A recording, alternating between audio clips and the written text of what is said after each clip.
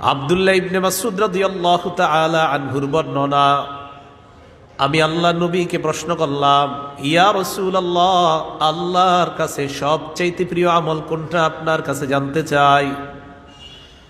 নবীজি জবাব দিলেন, আসসালাতু আলা ওয়াক্তিহা, সময় মতো নামাজ পড়া আল্লাহর কাছে সবচাইতে প্রিয় আমল। ক্বালা সুম্মা আইয়ুন ইয়া রাসূলুল্লাহ, সাহাবী প্রশ্ন করলেন, এরপর আল্লাহর কাছে সবচাইতে প্রিয় আমল কোনটা। নবীজি জবাব দিলেন, বিররুল ওয়ালিদাইন, পিতা মাতার প্রতি সদাচরণ করা। ক্বালা সুম্মা আইয়ুন ইয়া রাসূলুল্লাহ, সাহাবী প্রশ্ন করলেন, এরপর সবচাইতে আল্লাহর কাছে প্রিয় আমল কোনটা। নবীজি বললেন, আল জিহাদু ফি সাবিলিল্লাহ, আল্লাহর রাস্তায় জিহাদ করা।